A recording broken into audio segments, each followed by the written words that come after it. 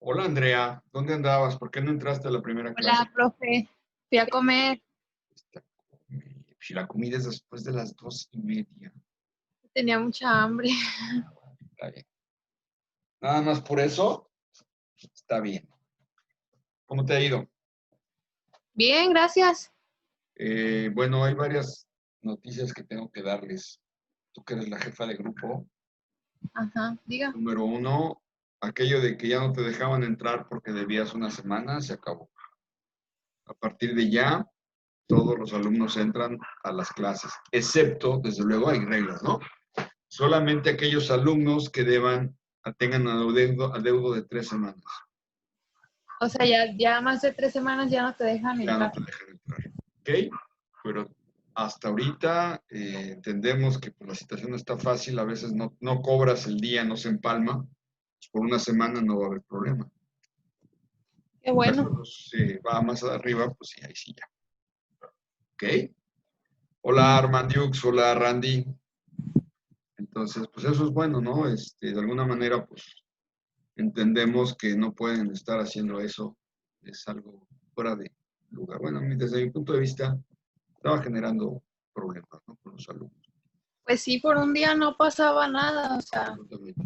Y así ya lo entendieron. Entonces, bueno, finalmente, desde la academia logramos, desde las academias, porque no solo la mía, también la de administración, también la de contabilidad y, bueno, la de derecho. La de derecho estaba un poco reacia, pero ya le hicimos ver que no puede ser lo que está pasando, ¿no? Hay que ser solidarios y pues entender también que a veces por un día que te pases no pasa nada. Nada más sí, bueno, apelar a la responsabilidad de todos ustedes para que pues se hagan los pagos lo más pronto que se pueda y de acuerdo a los calendarios establecidos, ¿no? Pero de ahí en fuera ya no hay problema, ¿ok? No se lo he comentado a Diana, pero pues ya, te lo comento a ti y ya lo platican, ¿vale? sí, yo les aviso a los que no han escuchado, pues. Así es. Pues faltan todavía, no han llegado, estoy esperando que lleguen. Ya para iniciar vamos a esperar tantito. ¿Quiénes están? Está Juan, Randy, Armando. Bienvenidos a todos. Vamos a dar unos minutitos más para que lleguen. A ver quiénes más llegan para no repetir. Ya estoy grabando, ¿eh? Desde ahorita ya estoy grabando.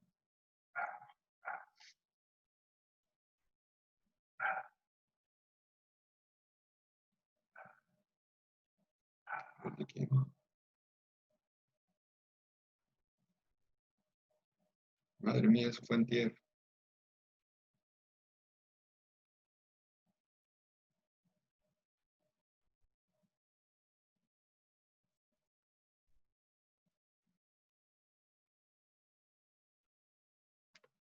Bueno, déjenme descompartir tantito. Voy a mandar una información que me está pidiendo ISEP. Déjame ponerte asistencia. Andrea Yamilet, ya estás aquí.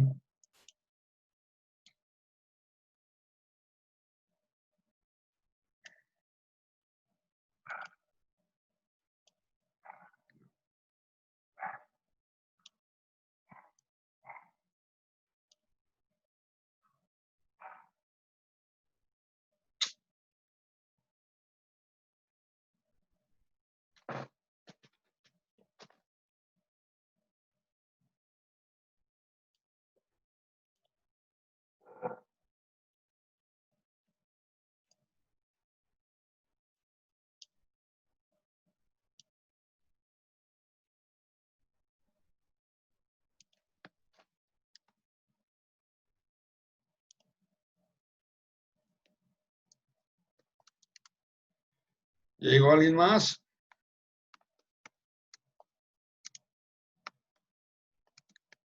No, no ha llegado nadie más, profe. ¿No? No. Nadie está tocando la puerta. Sí, ahí viene Carla ya. Segundito, mando esto y ya nos ponemos a trabajar.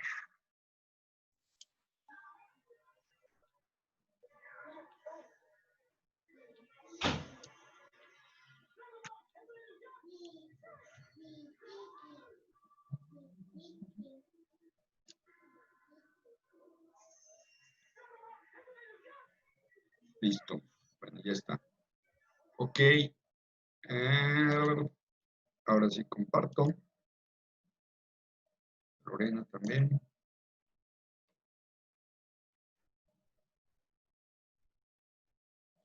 Hola, Carla.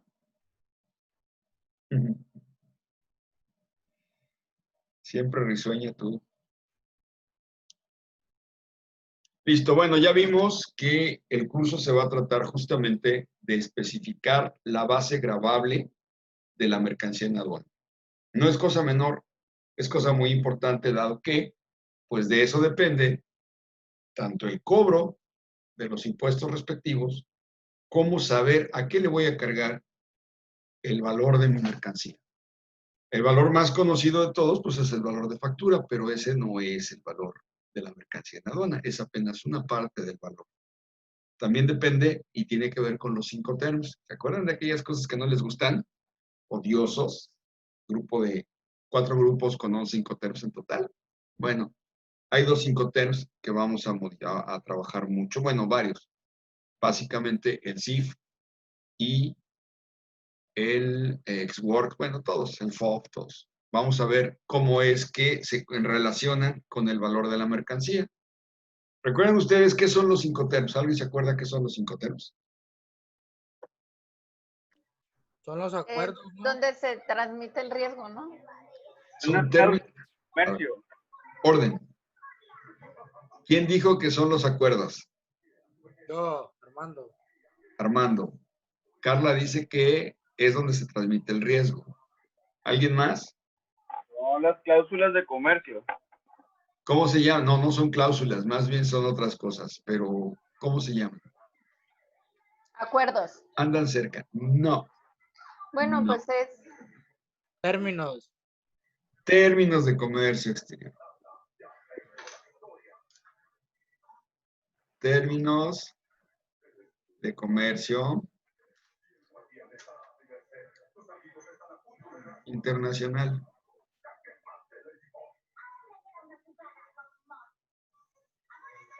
Cinco term. Y le ponemos la S porque son varios, ¿no? Es una I. Incoterms. Son 4 grupos de Incoterms.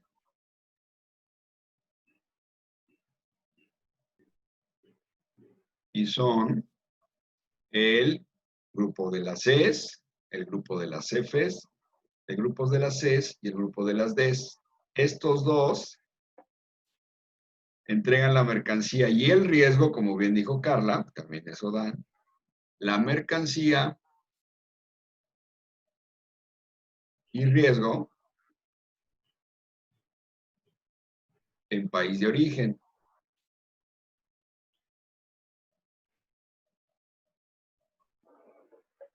Estos dos, este tiene una peculiaridad y ahorita la vamos a practicar, pero la entrega de la mercancía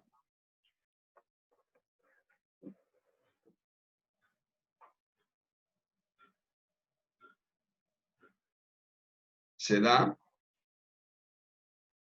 bueno, esto va separado, no es seda, es seda. A ver si puedo corregirlo, porque aquí no estoy en open board, sino. Esto va separado, aquí le voy a poner una tilde. Se da en país destino.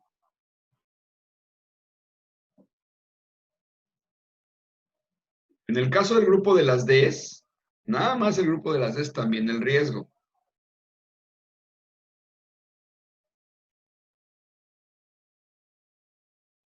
Y el grupo de las Cs, este grupito raro, ¿dónde transmite el riesgo?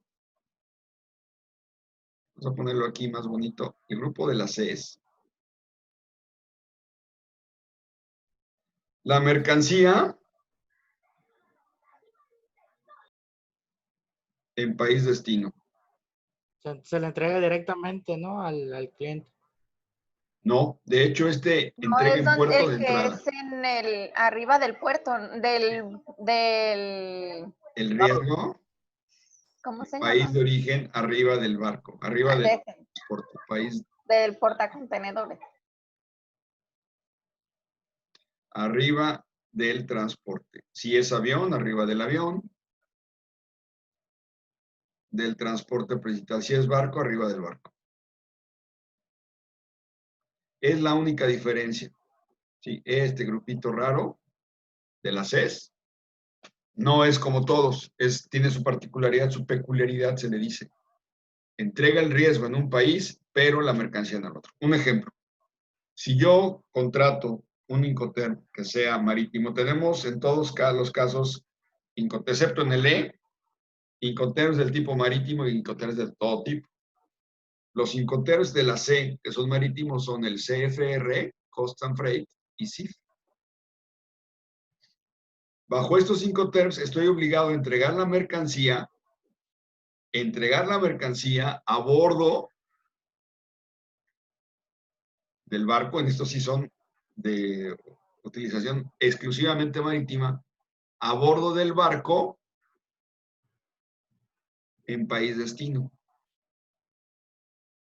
Pero si la mercancía durante el trayecto de puerto a puerto, puerto de salida, puerto de llegada, puerto de destino, vamos a ponerle, si en este trayecto la mercancía sufre una avería, a pesar de que el vendedor paga el transporte, quien asume la pérdida es el comprador.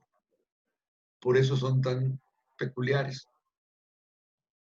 En el caso del CIF, tanto el CIF, que es marítimo, y el CIP, que es todo tipo, ¿qué sucede?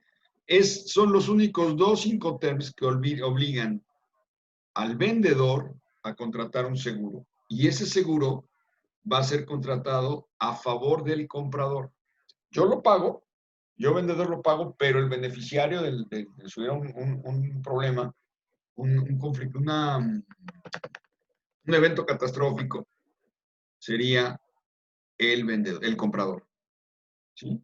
Y bueno, ya no voy a extenderme más. Esto se supone que ya debemos saberlo y lo debemos tener siempre en la mente, los condenados Incoterms. ¿Ok? Bueno, están íntimamente relacionados con el valor de la mercancía en aduana. Ahorita me dicen cuando ya quieran que cambie la diapo, ¿ya? ¿Ya puedo? Listo. ¿Carla? ¿Sí? Carla. Sí, profe. Ok. Vámonos para adelante. Entonces, la valoración en aduana es el procedimiento, es un procedimiento. Este procedimiento se aplica para determinar el valor de la mercancía, para poder aplicarle, ¿sí?, el arancel. Estamos hablando de que solamente vamos a trabajar aranceles del tipo ad valorem. Recuérdenme qué aranceles tenemos. Ad valorem. Ajá. ¿Cómo se llama el otro? El específico. El específico y el combinado. El mixto, combinado. ¿Ok? Es necesario conocer ese valor para poder determinar tanto el DTA como los impuestos a pagar. Si no, no tendríamos una base de cálculo para ello. ¿Ok?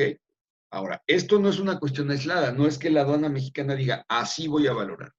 Esta valoración surge de la necesidad de homologar los procedimientos a nivel mundial.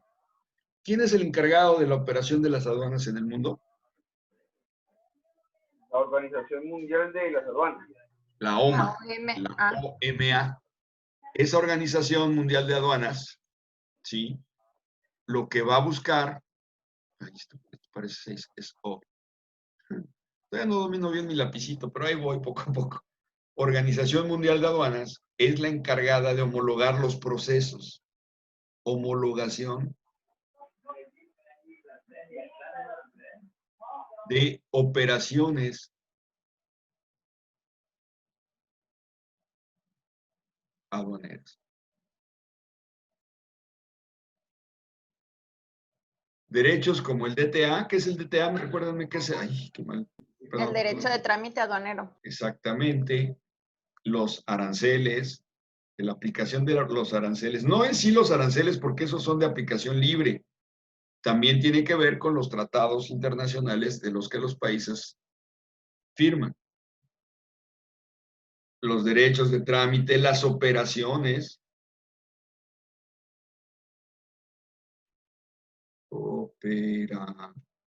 Eso me fue otra C. Aquí va operaciones de la aduanera.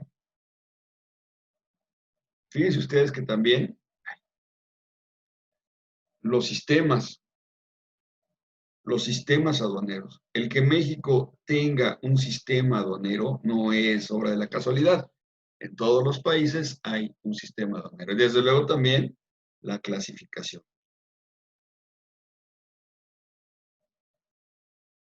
A través del sistema armonizado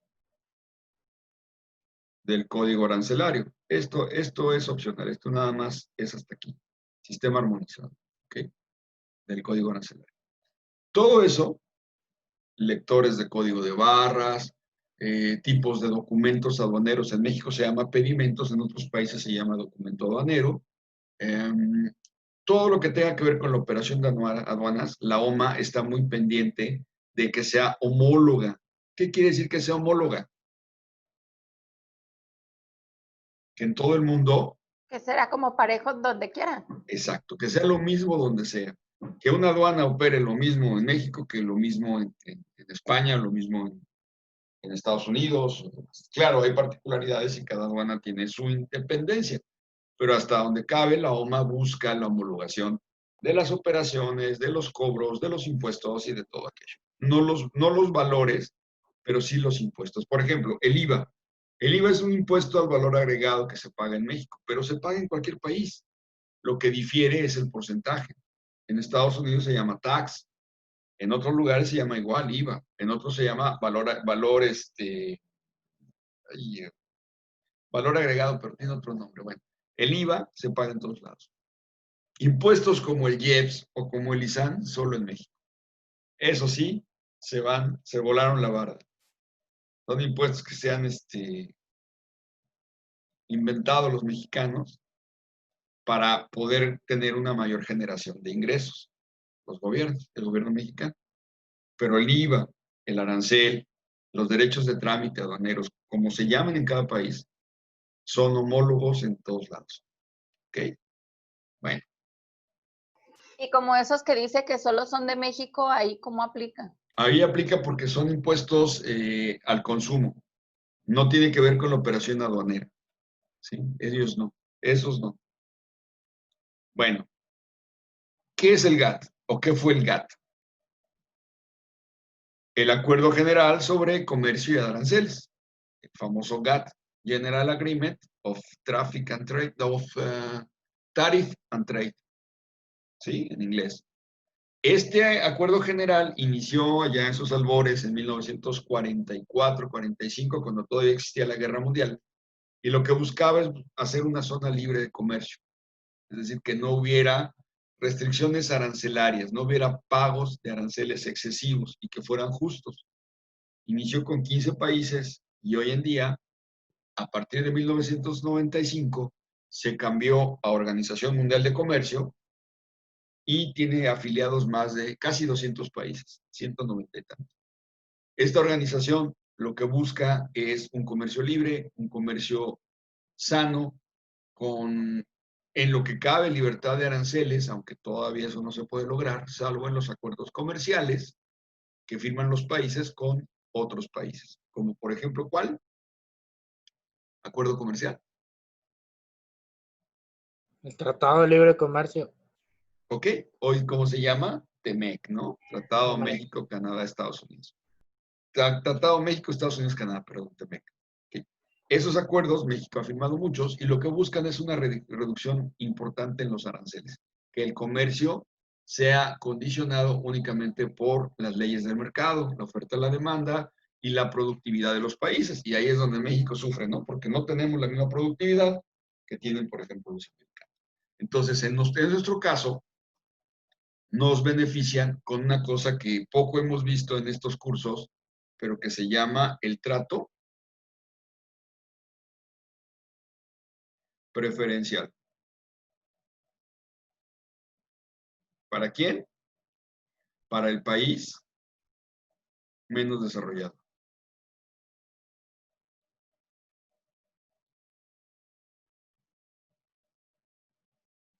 Que también se conoce como la cláusula de país más favorecido. Esta cláusula, favorecido.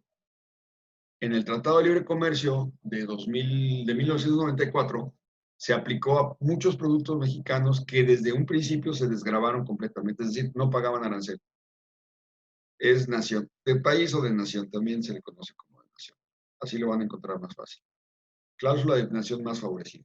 Y esa cláusula dice más o menos así: los países desarrollados tienen mayor potencial en el comercio debido a que los productos que comercian generalmente son productos de alta gama, mientras que los países menos favorecidos, como en su caso México, son países que originalmente venden básicamente materia prima. Y por lo tanto no puedes competir con un precio de productos de materia prima, mercancía que es materia prima, a mercancía que es más elaborada, más complicada, más sofisticada. Entonces, esta cláusula de nación más favorecida nos permite que los países desarrollados tengan ciertas ventajas en general en los acuerdos. ¿Sí? Y esos aranceles, esa clasificación arancelaria, esos códigos arancelarios nos dan los aranceles que debe pagar y los impuestos que debe pagar cada país, más bien, que debe pagar la mercancía al ingresar a cada país. ¿Ok? ¿Hasta aquí alguna duda? Es cláusula, me faltó ahí, me equivoqué. Aquí es perdón, es que es sábado en la tarde ya. Como que hace falta un whisky, algo así, ¿no? No es cierto, lo estoy grabando, me estoy haciendo el jaraquí. ¿Alguna duda? ¿Comentario? ¿Pregunta? No, Hasta profe. ahorita no, profe. ¿Ya le puedo cambiar? Sí. ¿Sí, Carla? Sí, profe. Gracias. Bueno, ¿para qué se utiliza el pago de los impuestos? Bueno, primero que nada, para homologar precios, para que los precios de un producto que es extranjero no cause una, ¿cómo le llaman? Una disparidad en los precios en un país. Se le llama, Práctica desleal. no, eso ya es otra cosa. Ya el terreno de la práctica desleal ya es otra situación. Pero sí puede causar una desviación si tú estás importando productos que son más baratos porque simplemente su producción es más eficiente. ¿Sí? Al traerlos al país, la gente no compra los productos nacionales y eso puede traer problemas para la economía, para la industria nacional y para la economía, ¿no? Entonces, para evitar ese tipo de desviaciones comerciales es que se pagan los impuestos. Recuerden ustedes que una mercancía, una vez que es importada, pasa a ser una mercancía nacionalizada, ya no es extranjera, cuando es importada de manera legal. Entonces, cuando eso sucede, debe estar en condiciones de competencia de acuerdo a cada país. Los aranceles se van fijando en función a esto que les digo. Si un producto lo encontramos muy barato en otro lado, porque su productividad es muy alta, pues se trata de homologar más o menos los precios al mercado nacional. Por eso se le imponen mercancías, por eso le ponen aranceles. Además de que es una cuestión también de recaudación de impuestos. Recuerden ustedes que los impuestos, nos guste o no, son necesarios. Nos guste o no, de los impuestos vive el gobierno que administra los bienes del país y que además ofrece y dota supuestamente de infraestructura, de desarrollo, por ejemplo, vertido en educación, salud, en infraestructura carretera, en muchas cosas que el país necesita y que de otra manera no tendría para trabajarlos. ¿Sí? Es una fuente de ingresos, pues, para el gobierno y a su vez, pues, para que el país pueda desarrollarse más, ¿no? Un país que no tiene impuestos, pues no podría tener carreteras como las que tiene México, que aunque están chafonas porque no les dan mantenimiento, la realidad es que sí tenemos todo el territorio nacional comunicado hoy en día, ¿no? Y cada vez hay mejores carreteras, que también tiene que ver con inversión privada, sí, sí es cierto, también. Los inversionistas privados arriesgan junto con el gobierno, pues que una carretera funcione. Pero pues, ¿qué carretera no funciona? Sobre todo con los tráficos que tenemos de mercancía.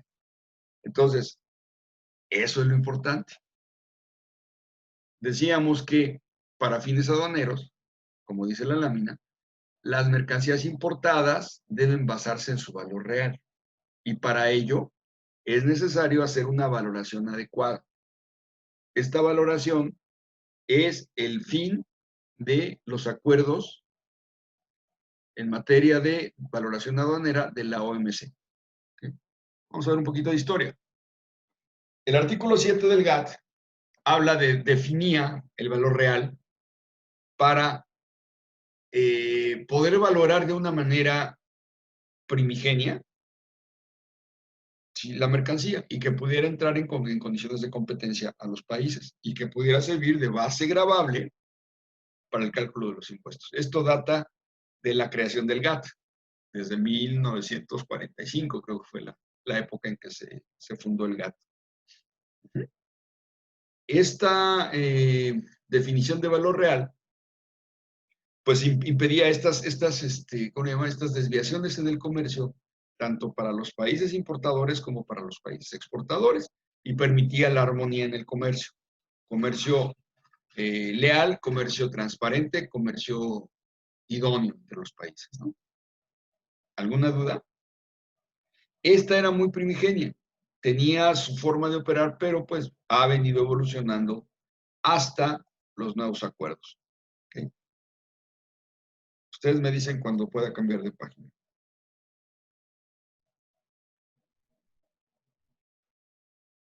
Vamos a hablar de la valoración de Bruselas y una bola de cosas que ahorita vamos a ver adelante.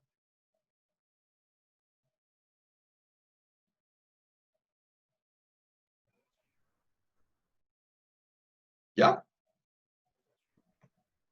Carlita. Oigan, no los veo y como no me hablan, pienso que no están. A ver, vamos a ver si están. Sí, profe, sí está. Sí, profe, ya. Es que apago el panel para poder ver mi diapo, entonces no los veo. Me siento solito aquí. Como si le estuviera hablando nada más a la pantalla. Que sí es él, sí, en esencia sí es, pero ni sé. Casualidad, el examen de comercio, pasa que Luis Juan me debe esa materia. Pues obviamente se me hace más fácil que en un examen, pues es algún examen de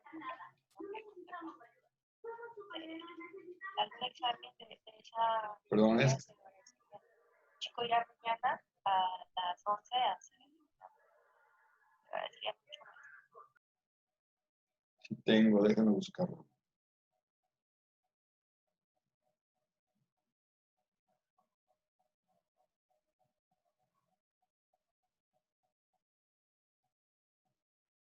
Ok, ahorita te lo mando. En el receso te lo mando. En el receso te lo mando. Es yo lo de la escuela, que ya ven que hay alumnos que ya salieron y que todavía deben introducción, háganme el favor. Introducción al comercio internacional. La primera materia que vi. Bueno, ¿no hay dudas hasta aquí? ¿No? ¿Seguro? No, todo bien. Eso. En 1950 se calculaban los derechos en aduanas según la definición de valor en Bruselas, que era el precio que se pagaría por el producto en un mercado libre, simplemente así, en una transacción entre comprador y vendedor. Sobre eso se calculaban los impuestos. Pero había varios problemas. Primero, ¿cómo se justificaba que fuera un precio real, un precio justo? ¿Cómo se justificaba o se garantizaba que no había un acuerdo entre comprador y vendedor donde podían manipular el precio para pagar menos impuestos? ¿Cuál era el documento probatorio del precio normal de mercado? ¿Y a qué se le conoce como un precio normal de mercado? O sea, tendrían que haber hecho estudios de mercado para definir un precio normal. Y era muy injusto porque de repente podía ser que se pagaban demasiados impuestos si se buscaba un precio normal en un mercado X entre estos países que estaban adheridos a la definición de valor de Bruselas, ¿sí? Y no era el adecuado. Entonces, este tratamiento para los precios, para los valores en aduana de las mercancías, duró algunos años. No era algo normalizado. Era, aquí dice, ¿no? Fíjense bien qué dice. Dice, entre un comprador y un vendedor independientes entre sí. Pero ¿quién me decía que estos independientes entre sí, entre comillas, no podían ponerse de acuerdo y modificar el valor de la transacción artificialmente?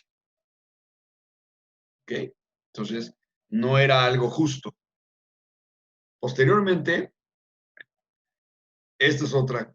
No sé si ya le podía cambiar, Carla.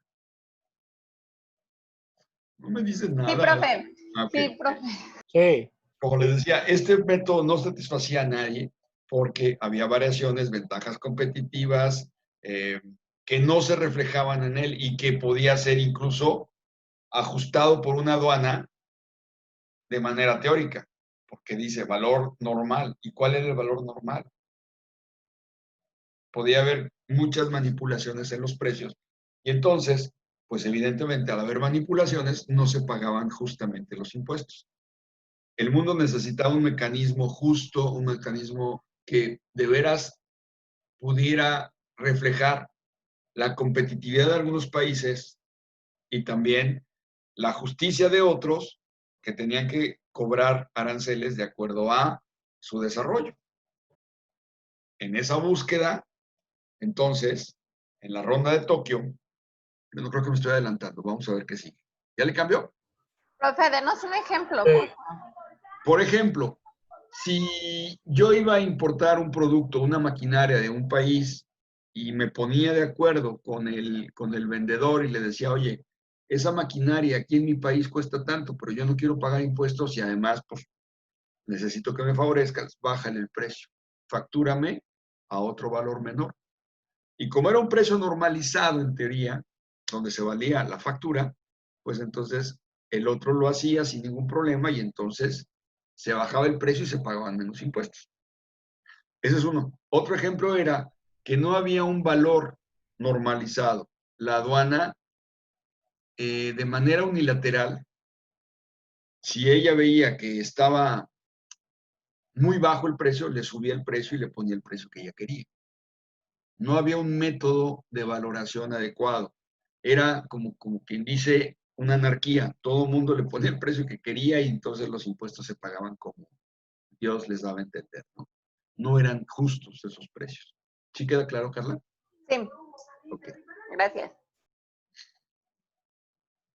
Bueno, de esto me estoy extendiendo mucho. Bueno, los gringos nunca se adhirieron a la Declaración de Valor de Bruselas, pues ellos tenían en mente un método de valoración más correcto, más flexible y uniforme, que además fuera armonizado para todos los países, como es la clasificación arancelaria.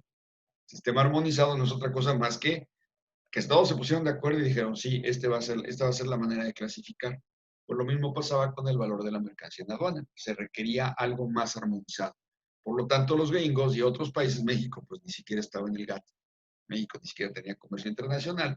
Pues cuando exportaba o importaba, pues le valía, porque lo que exportaba era materia prima que que casi nunca pagaba impuestos. Casi nunca pagaba impuestos, ¿no? Pues bueno, ¿me voy más rapidito o cómo ven ustedes? Sí, profe. Okay.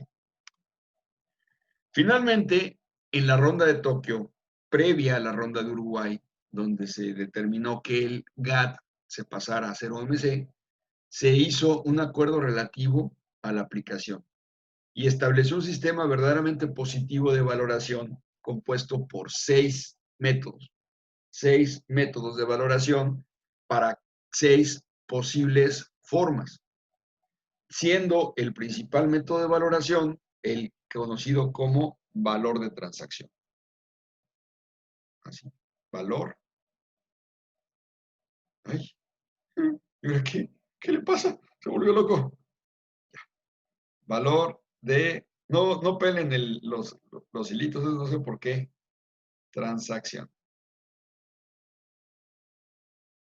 Este método cumple con ser positivo, es decir, lo puedo rehacer, lo puedo duplicar, lo puedo replicar Tiene normas, exactamente. ¿Cómo es? ¿Por qué es positivo? Porque tiene normas y se puede replicar esa valoración.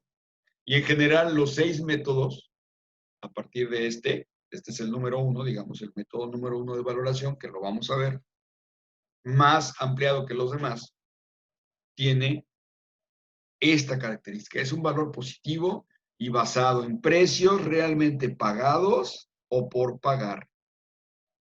Es decir, que hay una verdadera transacción, número 1, hay una verdadera transacción entre un comprador y un vendedor que están en diferentes países. Número 2, que hay un precio realmente pagado por pagar y no se altera de ninguna manera la factura. Es decir, es positivo. Número 3, que el comprador y el vendedor no dependen uno del otro, es decir, no están vinculados.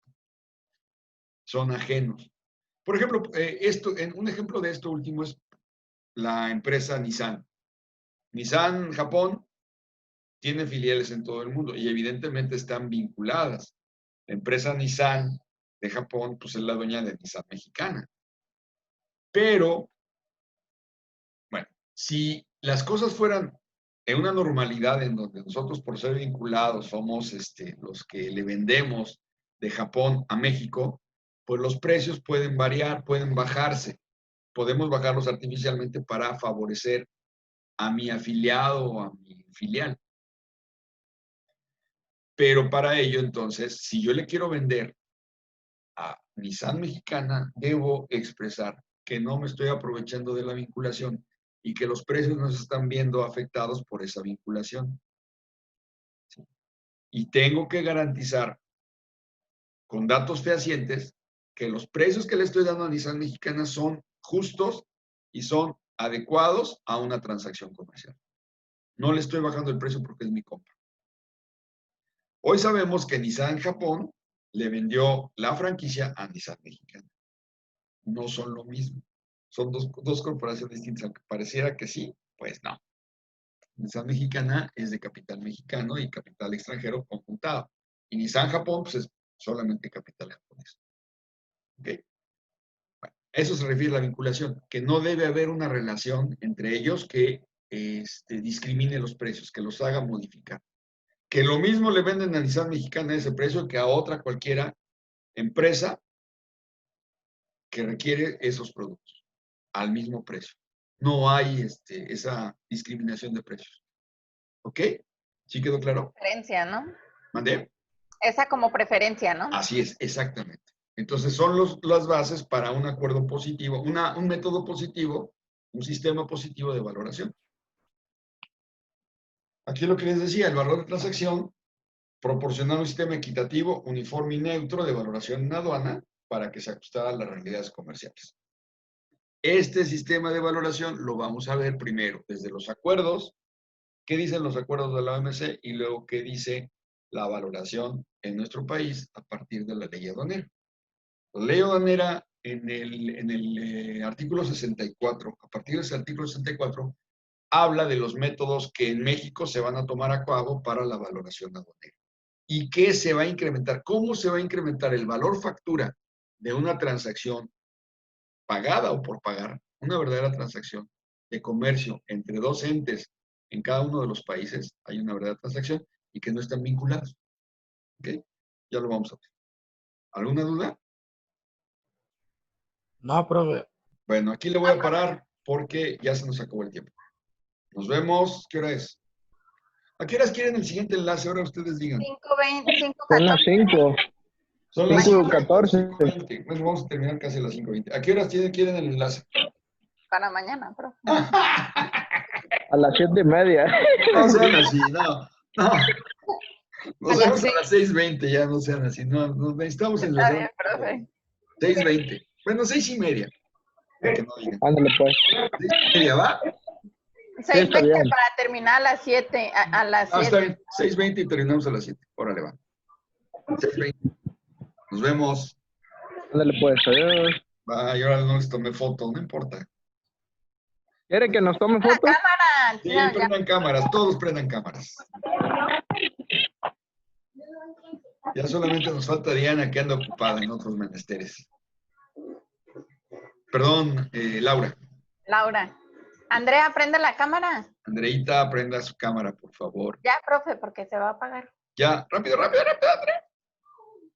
Listo, ya. Listo, vámonos. 6:20.